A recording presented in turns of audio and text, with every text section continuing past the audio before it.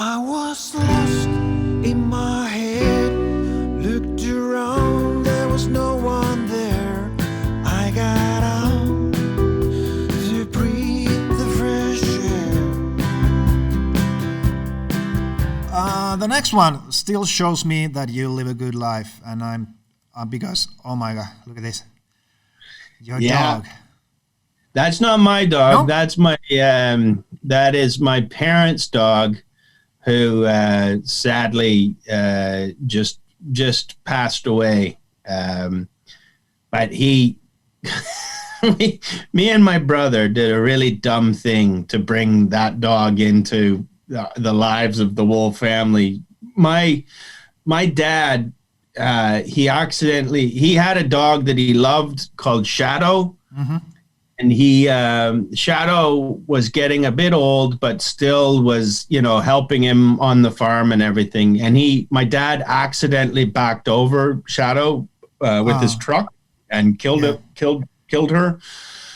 And he was really sad about it, but it was just, and it came at a thing.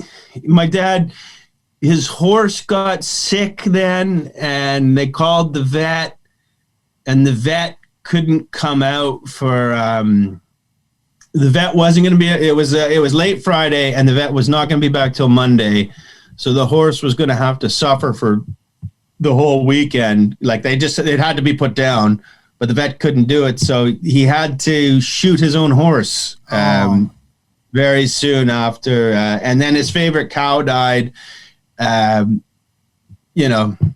We're starting to suspect him. When I found out, I said, "Mom, you stay away from him for a couple of days. I don't know, he might be on a spree." So anyway, my dad was very upset.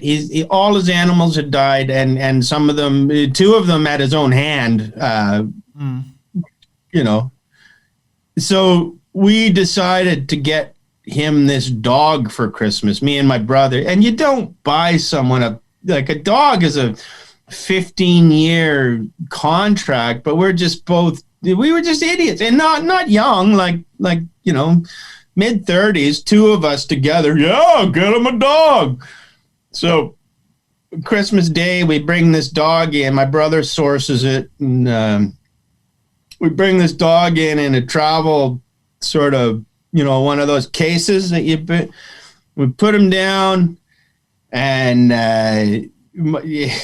we open the gate of the thing, and the dog, a little puppy, comes out, looks at my dad, immediately turns and goes to my mother and sits on her foot. And the dog had a little wolf in it, and it just sized up the whole situation and said, "She's in charge."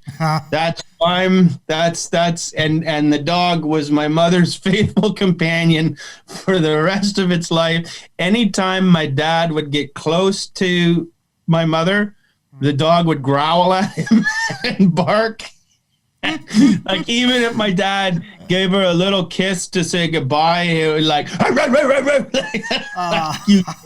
you stay away from her. She is in charge, and you are less than nothing. So, and my father went through that for 15 years of just like this dog that's supposed to be his, really not liking him at all.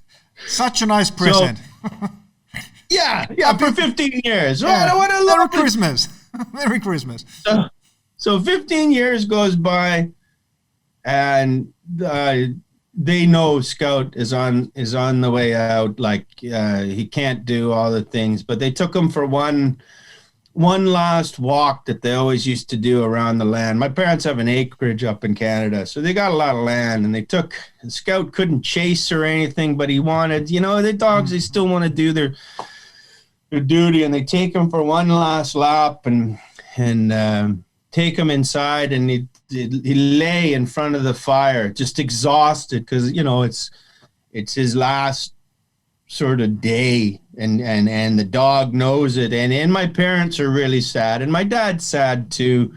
So they sit on the couch in front of the fire, and Scout is in front of them, and my mom, you know, obviously this is basically her dog, and she's really broken up. This thing's been by her side for 15 years, and she's really sad. And my dad goes and just quietly holds my mother's hand, just, you know, to sort of include himself in the moment.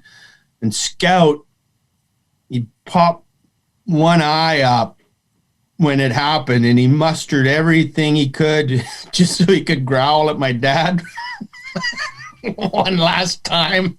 I gotta get out